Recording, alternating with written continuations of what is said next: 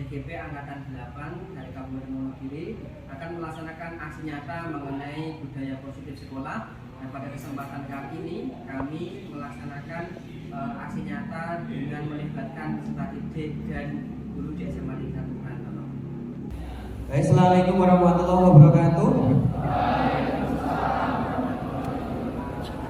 Semangat pagi.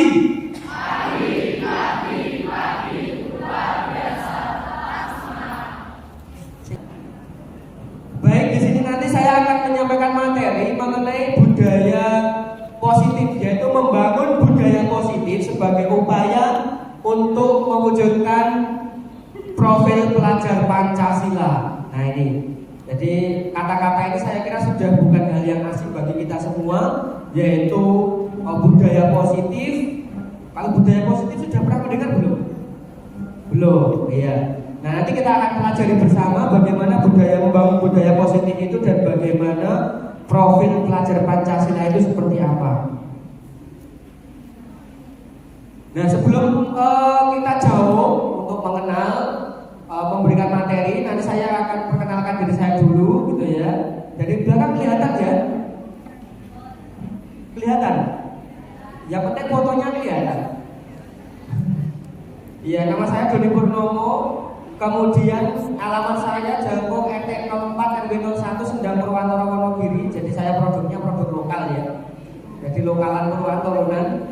Kemudian pendidikan saya SD saya di SDN 1 Sendang, SMP-nya di SMP 2 Purwantoro. Ada alumni SMP 2? Iya, kita sealumni ya SMP 2 Purwantoro. Iya. Kemudian untuk SMA-nya SMA Negeri 1 Purwantoro. Jadi saya dulu dari SMP masuk ke SMA Negeri 1 Purwantoro. Kemudian berikutnya untuk S1-nya saya menempuh pendidikan di Universitas 11 Maret Surakarta atau UNS Surakarta yang biasanya disebut UNS Solo gitu ya. Kemudian berikutnya hobinya adalah membaca dan menulis. Ya semuanya. Kadang juga ganti-ganti juga tergantung musim dan suasana. Dan sebelum kita mulai materi, nah kita akan berlatih konsentrasi dulu. Kira-kira kalian di sesi yang kedua ini masih konsentrasi apa tidak? Nanti di depan saya akan menampilkan sebuah kotak yang ada warnanya dan ada tulisannya. Tapi yang perlu kalian sebutkan adalah warnanya. Paham ya? Teriakan dengan sekeras-kerasnya. Misalnya warnanya apa? Merah, kuning, hijau, biru gitu ya. Tapi semua coba dilihat di depan. Fokus semuanya di depan. Nanti kita akan coba lihat kira-kira sejauh mana atau masih seperti apa konsentrasi kalian untuk mengikuti session ini. Coba kita lihat di depan. Ini warna apa?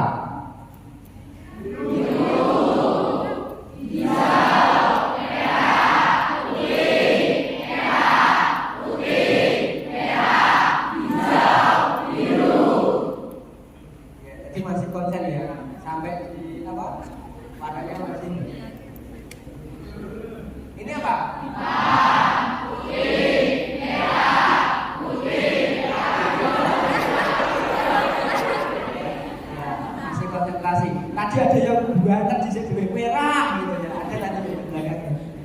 Oh, ya nggak apa-apa, namanya baru memulai. Baik, kita lanjutkan ke materinya, yaitu mengenai apa itu budaya positif, gitu ya.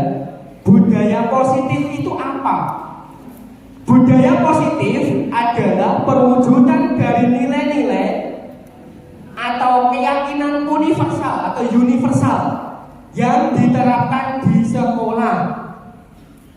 Perwujudan itu berarti harus diwujudkan, enek wujudnya. Kalau nggak ada wujudnya ya berarti itu harus dipertanyakan. Orang ada wujudnya ya. Dan di sini adalah perwujudan dari nilai atau keyakinan universal. Nilai itu apa? Nilai angka. Ada yang angka. Ada lagi nilai apa? Huruf. Nilai angka tuh. Nilai adalah Nilai dan norma itu kan ada ya, nilai dan norma. Nilai itu adalah sesuatu hal yang dianggap baik. Nah, di sini keyakinan universal, yaitu keyakinan universal. Ada yang bisa memberikan contoh keyakinan universal? Keyakinan universal. Kalau misalnya datang tepat waktu, itu baik tidak? Baik. Pasti semua orang itu meyakini bahwa datang tepat waktu itu baik. Tidak terlambat itu baik. Memakai pakaian sesuai dengan ketentuan sekolah, seragam dengan ketentuan sekolah, baik. Keyakinan. Semua orang mengakui itu. Nah, berarti itu menjadi keyakinan universal. Kalau orang yang suka membuli temannya, itu baik apa tidak? Tidak. Nah, itu artinya keyakinan universal. Keyakinan yang diakui bersama bahwa keyakinan itu menjadi sesuatu hal yang benar. Nah, untuk membangun budaya yang positif, sekolah perlu menyediakan lingkungan yang aman dan nyaman agar murid mampu berpikir, bertindak, dan menciptakan dengan merdeka, mandiri, dan bertanggung jawab. Jadi, maka perlu ada suasana yang nyaman, yang aman untuk apa? Untuk mewujudkan budaya positif, untuk mewujudkan nilai-nilai universal itu menjadi sesuatu hal yang diwujudkan. Berikutnya, untuk budaya positif itu meliputi apa saja? Untuk budaya positif meliputi yang pertama adalah perubahan paradigma stimulus dan respon. Stimulus dan respon. Ketika kita memberikan stimulus pasti ada respon. Nah, yang kedua, konsep disiplin positif. Yang ketiga, itu berupa keyakinan kelas. Yang keempat, itu adalah pemenuhan 5 kebutuhan dasar manusia. Yang kelima adalah 5 posisi kontrol. Dan yang terakhir adalah segitiga restitusi. Nah, hari ini nanti kita akan sampai pada poin yang ketiga, gitu ya, pada poin yang ketiga. Poin yang ketiga ini adalah keyakinan kelas. Keyakinan kelas. Mungkin kemarin sudah ada yang membuat keyakinan kelas di kelas bersama Bapak Ibu, bersama Bapak Ibu guru pendamping atau Bapak Ibu wali kelasnya. Nah, jadi ada poin 1, 2, 3 ini yang akan kita bahas bersama. Nah, motivasi perilaku manusia. Jadi apa saja sih sebenarnya motivasi manusia itu? Ada berapa macam motivasi manusia? Yang pertama adalah untuk menghindari perilaku atau menghindari kenyamanan atau ketidaknyamanan atau hukuman. Pernah nggak kalian melakukan sesuatu itu biar orang dihukum, biar tidak dihukum? Pernah nggak? Aku tak pilih lah biar dihukum loh. Pernah nggak? Pernah. Contohnya apa mas? Pernah nggak? Mengikuti tata tertib biar nanti nggak dihukum, gitu ya. Memakai topi saat upacara biar nanti nggak dihukum misalnya. Aku tak berangkat sebelum jam 7 biar nanti aku tidak dihukum. Nah, itu adalah salah satu contoh atau salah satu wujud bahwa motivasi untuk melakukan sesuatu itu berdasarkan ketidaknyamanan atau hukuman. Jadi dia mau melakukan sesuatu itu karena adanya pengen aman, ben dihukum. Kemudian motivasi yang kedua untuk mendapatkan imbalan atau penghargaan dari orang lain. Pernah nggak? Ben itu imbalan. Ada yang pernah? Melakukan sesuatu itu biar dapat imbalan. Aku nanti tak membantu orang tua ben engko ditukoke motor anyar misalnya. Nah, aku tak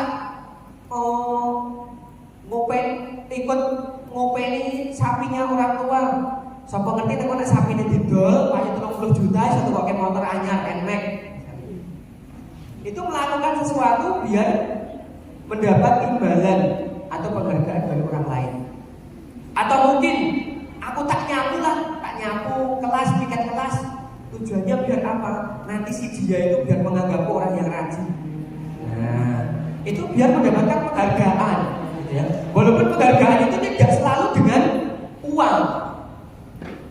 Mungkin si putri-putri, aku tak nganggo bulu mata, nganggo cat kuku, nganggo eyeshadow, nganggo apa gincu, dan di sawang si dia itu kelihatan lebih mencolok daripada teman-teman yang lainnya.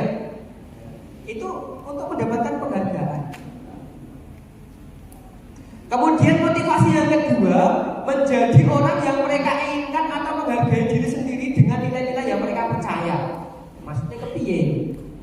Menjadi orang yang mereka inginkan dan menghargai diri sendiri dengan nilai-nilai yang mereka percaya. Misalnya, aku kira nganggo rambut abang, rambut merah itu 10 kali lebih keren daripada rambut biasa. Itu keyakinan pada dirinya sendiri. Aku nek nganggoku, mungkin nek saya putri, aku nek nganggo bedak kandel, aku 7 kali lebih pede daripada tidak pakai bedak kandel. Itu salah satu keyakinan yang dianggapnya sendiri. Nah, dianggapnya sendiri itu adalah menjadi dihargai. Aku itu menghargai ini, aku itu dihargai itu karena ini. Misalnya, aku nek nganggo kuku dawa, itu akan kelihatan keren. Nah, itu salah satu contohnya. Nah, kemudian berikutnya, keyakinan kelas. Sekarang kita lanjut ke keyakinan kelas. Mungkin kalian sudah pernah membuat keyakinan kelas? Belum? Baik, nanti bersama Bapak Ibu wali kelas atau Bapak Ibu guru. Nah, nanti kalian akan juga membuat kesepakatan kelas atau keyakinan kelas. Nah, sebelum kita jauh ke sana, nanti kita akan lihat keyakinan kelas itu yang seperti apa. Sehingga ketika nanti Bapak Ibu guru itu melaksanakan keyakinan kelas, kalian juga tahu maksudnya keyakinan kelas itu yang seperti apa. Nah, berikutnya keyakinan kelas adalah keyakinan yang bersifat abstrak daripada peraturan yang lebih rinci dan konkret.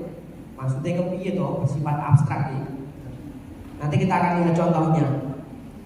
Jadi di kelas itu pasti ada peraturannya, ada tata tertibnya. Di sekolah ini juga ada tata tertibnya. Tata tertibnya misalnya datang tepat waktu. Kalau hari Senin sampai hari Jumat, hari Senin sampai Kamis itu masuknya jam 7. Kalau hari Jumat masuknya jam 6:30. Biasanya seperti itu. Tapi nanti kita lihat juga nonton pengumuman. Kalau pas hari ada Jumat sehat itu masuknya 6:30. Jadi 6:30 kalian sudah sampai di sekolah. Senam dulu, kemudian atau jalan santai, nanti baru pelajaran. Atau mungkin peraturannya kalian harus memakai kendaraan yang standar misalnya.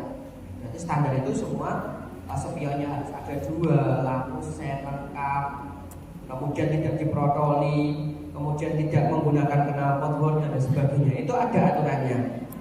Nah, untuk keyakinan kelas itu nanti lebih halus atau lebih smooth daripada peraturan. Kemudian berikutnya keyakinan kelas berupa pernyataan-pernyataan universal.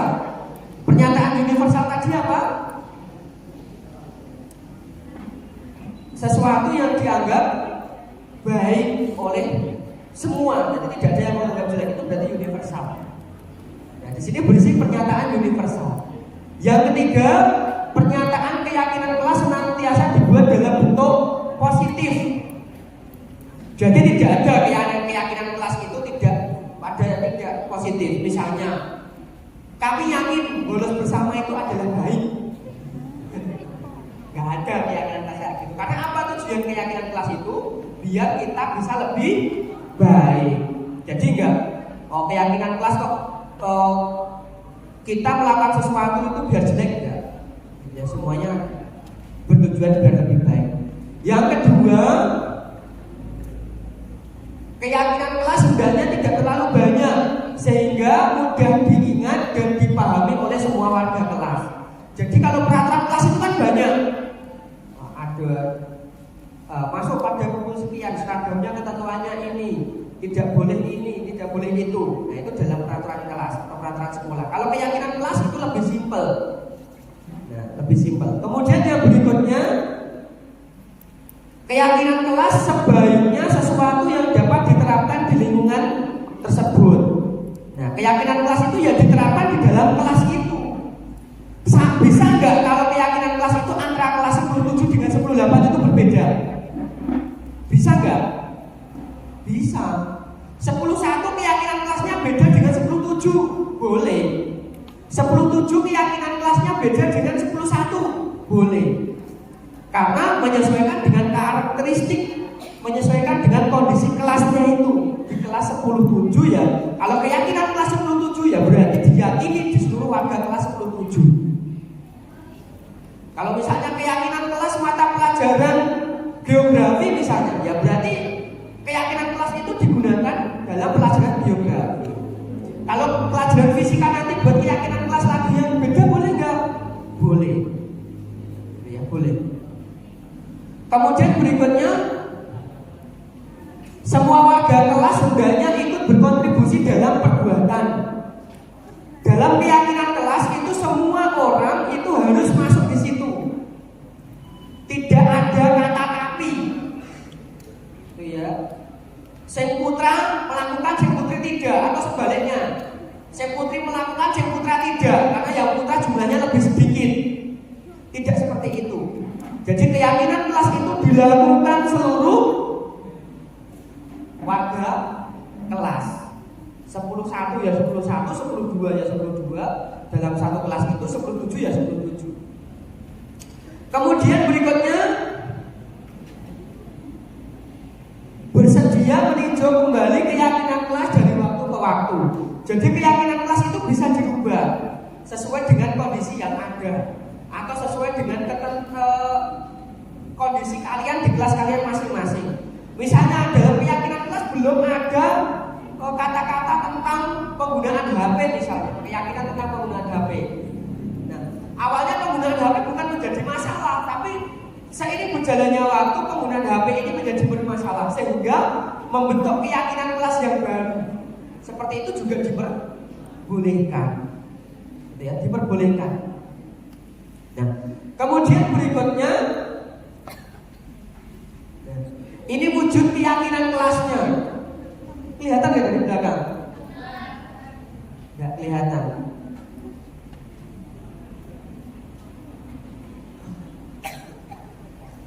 Oke mas, kalau berdiri mas. Ya, tolong dibacakan mas untuk keyakinan kelasnya ya. Ini contoh keyakinan kelasnya.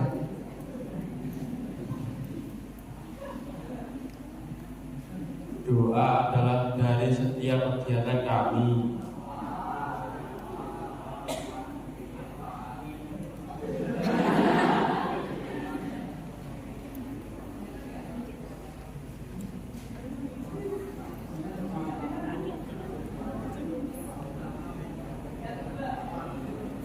Tepat waktu adalah budidaya.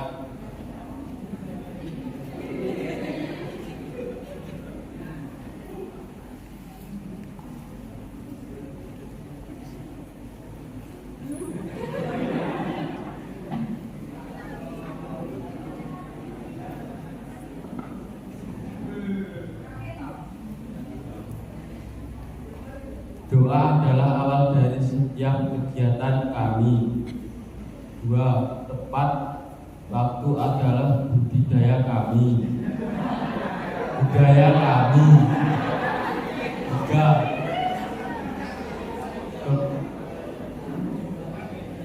kebersihan kelas adalah tanggung jawab kami bersama.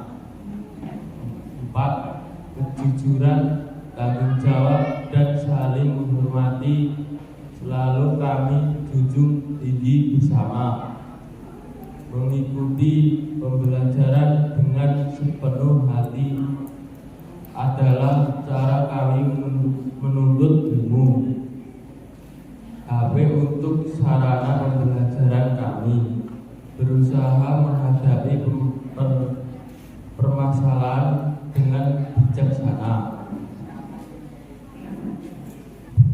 Jadi di sini ada keyakinan, beberapa keyakinan kelas. Tadi kan salah satu karakteristik keyakinan kelas itu disepakati bersama, tidak terlalu panjang, melibatkan semua warga kelas, gitu ya, melingkupi semua warga kelas, dan di situ ada kebajikan universal atau kebaikan yang dianggap baik oleh semua warga kelas. Sekarang kita lihat satu persatu. Doa adalah awal dari setiap kegiatan kami. Jadi ini kan artinya awali pembelajaran dengan berdoa. Jadi intinya kan itu. Jadi mengawali pembelajaran, setiap pembelajaran itu dengan doa. Tapi kita buat lebih fleksibel, lebih halus lagi. Kemudian yang kedua, tepat waktu adalah budaya kami. Ini intinya kan apa? Tidak boleh terlambat, kan gitu. Tapi kita perhalus. Kemudian berikutnya apa kayak? Oh iya, kebersihan kelas adalah tanggung jawab kami bersama. Ini sama juga dengan jaga kebersihan. Nah, besok kalian di kelas-kelas kalian akan membuat kesepakatan kelas juga bersama dengan Bapak Ibu guru wali kelas, atau mungkin Bapak Ibu guru mata pelajaran. Nanti akan membuat kesepakatan kelas yang nanti akan disepakati bersama.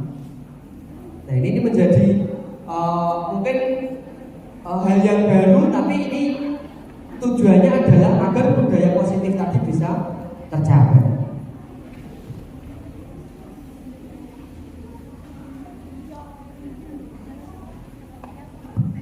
Baik, kita lanjutkan. Nah, budaya positif itu posisinya di mana dan keyakinan kelas itu di mana? Nah, ini posisinya. Yang pertama adalah peraturan kelas. Di kelas itu sudah ada peraturannya. Lingkupnya lebih kecil. Dan nanti efeknya yang lebih besar adalah keyakinan kelas. Kalau kita bisa membuat keyakinan kelas yang baik, itu bisa ditaati bersama, maka efeknya juga akan semakin baik. Sehingga akan terjadi lingkungan sekolah yang positif. Lingkungan sekolah yang positif. Jadi tidak ada istilahnya melanggar keyakinan kelas, melanggar peraturan kelas, itu tidak ada. Karena apa? Sudah terbentuk lingkungan yang positif. Dan berikutnya yang lebih luas lagi adalah terbentuknya budaya yang positif. Jadi di sini posisinya untuk keyakinan kelas itu seperti itu, dalam rangka untuk mewujudkan budaya positif di sekolah kita. Diawali dari kelas, kemudian nanti akan menjadi kelas itu sudah bagus, secara otomatis kelas yang sudah bagus ini akan menjadi lingkungan yang bagus, ya, menjadi lingkungan yang baik. Kemudian selanjutnya, ketika lingkungan itu sudah baik, dalam kesehariannya sudah baik, maka itu akan menjadi sebuah budaya. Budayanya apa? Budaya positif itu tadi. Nah, kemudian kita lanjutkan ke profil pelajar Pancasila. Kalian sudah pernah mendengar profil pelajar Pancasila? Pernah ya? Di SMP sudah ada P5? Kalian sudah P5 belum? Belum ya, karena kurikulumnya 2013. Kalau yang kurikulumnya Merdeka sudah ada P5. Jadi nanti ke depan setiap hari Kamis itu untuk kelas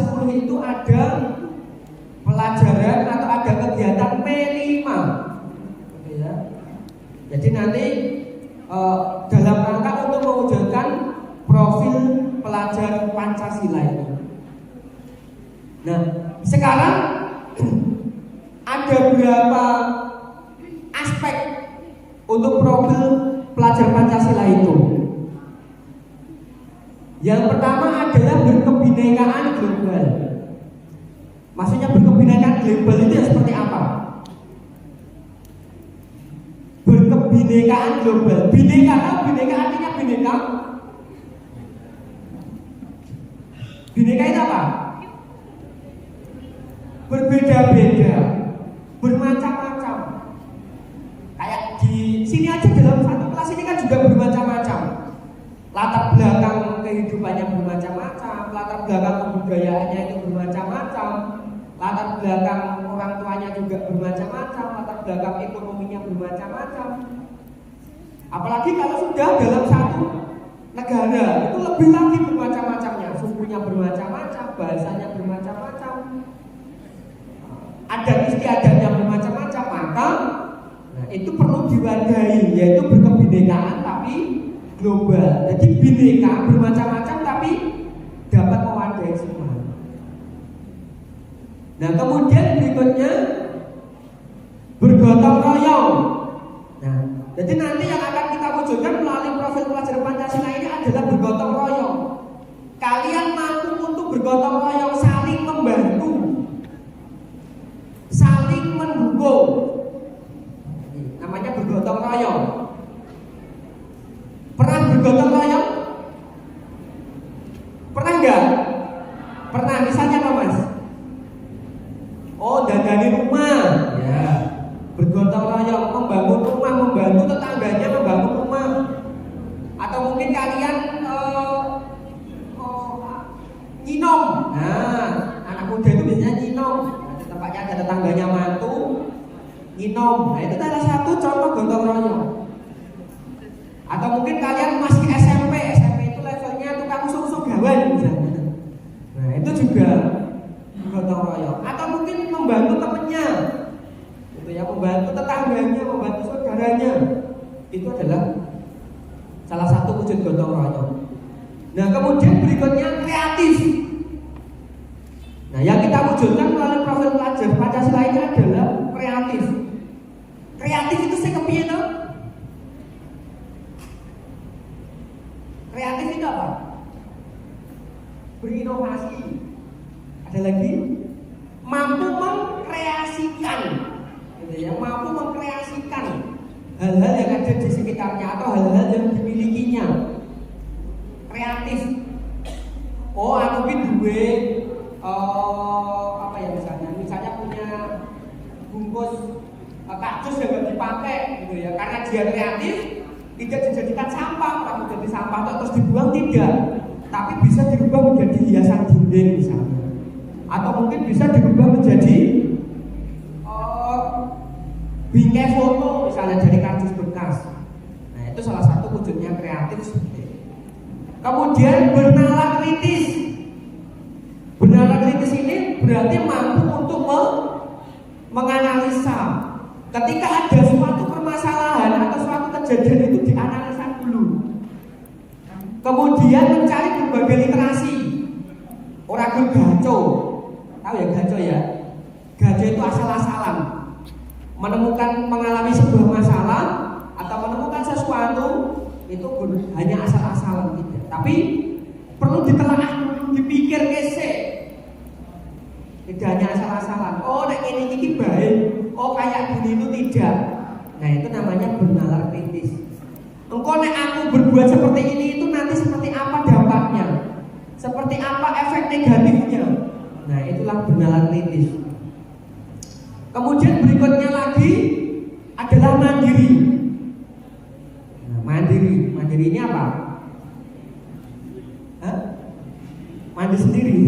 Iya, itu salah satu contoh mandiri juga ya, mandi sendiri, makan sendiri,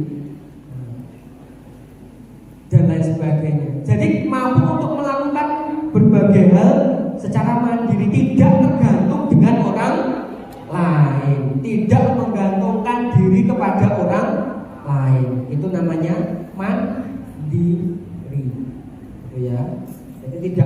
menggantungkan. Mus gede barang SMA, sudah SMA kelas 10. Oh, kalian itu sekolahnya sudah 10 tahun. Wis kelas 10. Nah, mosok arep adus masih disuruh. Mau berangkat sekolah masih dibangunkan angel.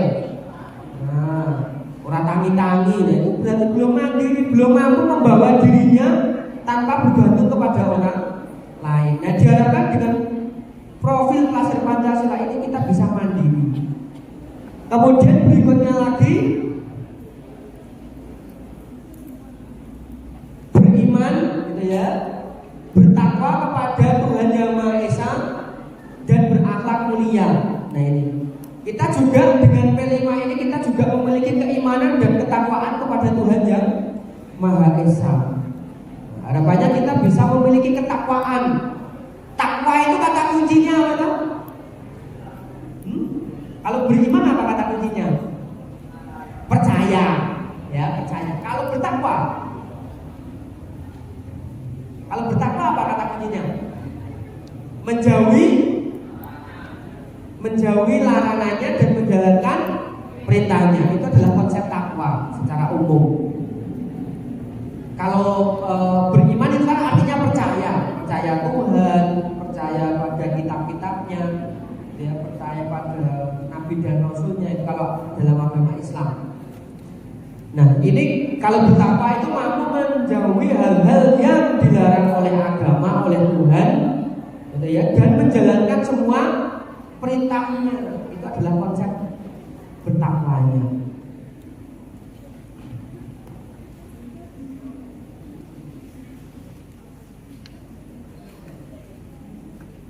Berikutnya kita lanjutkan, apa hubungan budaya positif dengan profil pelajar Pancasila? Ayo, siapa yang apa hubungannya antara budaya positif dengan profil pelajar Pancasila? Apa hubungannya? Piye tahu hubungannya budaya positif ini dengan profil pelajar Pancasila? Hubungannya ke piye? Ayo, ada yang bisa menyampaikan? Gak usah malu, gak usah takut. Hah? Oh, panitia aku sih ya. Ayo, yang kelas 10. Apa hubungannya budaya positif dengan profil pelajar Pancasila? Apa mas? Karena memiliki nilai-nilai positif. Oke, karena budaya positif itu memiliki nilai-nilai yang positif. Oke, berikutnya ada lagi, kita tampung dulu. Ada lagi, apa hubungannya budaya positif dengan profil pelajar Pancasila? Ayo siapa? Yang putri. Ini yang putri belum ada ini. Yang belakang, saya manut aja Pak. Iya. Enak manut ya. Saya nggak punya ide, nggak punya nggak punya usulan. Nah, jadi tadi seperti yang disampaikan bahwa budaya positif itu memiliki nilai-nilai yang positif. Selanjutnya nilai-nilai positif ini dalam rangka untuk mewujudkan profil pelajar Pancasila. Jadi nilai-nilai positif itu kita gunakan untuk mewujudkan profil pelajar Pancasila yang mulai dari tadi yang pertama tadi ya, sampai takwa kepada Tuhan Yang Maha Esa itu. Nah ini jadi hubungan keduanya seperti itu. Jadi profil pelajar Pancasila itu dapat terwujud dengan budaya positif yang baik, dengan budaya positif yang juga bisa terwujud. Nah, kemudian selanjutnya refleksi. Ya, silakan buat sekalian perkenalan. Nama saya PKM Seruni dari SMPN 1 Purwanto.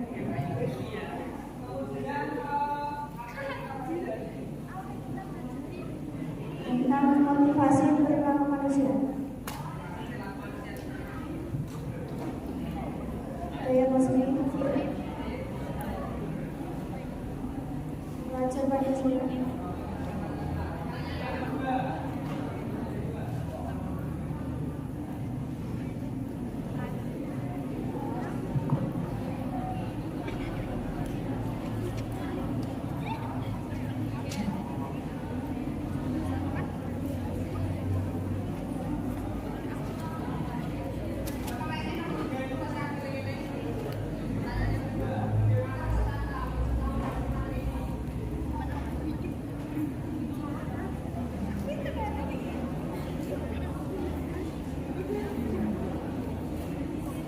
sadar akan pentingnya menulis.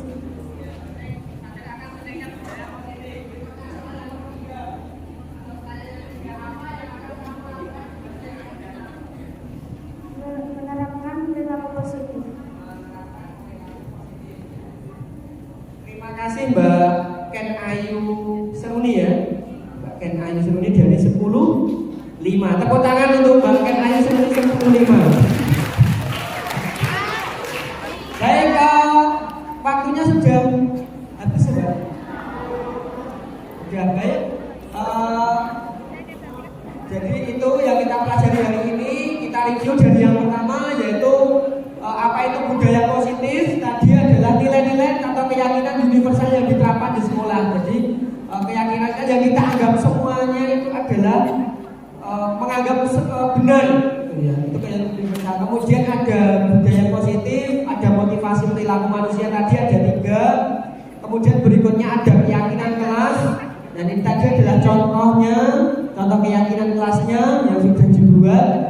Kemudian berikutnya adalah ruang lingkup keyakinan kelasnya, itu levelnya seperti apa. Kemudian berikutnya adalah profil pelajar Pancasila, ada beberapa dimensi yang nanti akan kita kembangkan dalam profil pelajar Pancasila. Dan yang terakhir adalah hubungan antara budaya positif dengan profil pelajar Pancasila, yaitu budaya positif dalam rangka untuk mewujudkan profil pelajar Pancasila. Baik, materi saya pada kesempatan hari ini saya cukupkan sekian dulu karena waktunya juga sudah habis. Nanti akan dilanjutkan untuk materi di session yang berikutnya.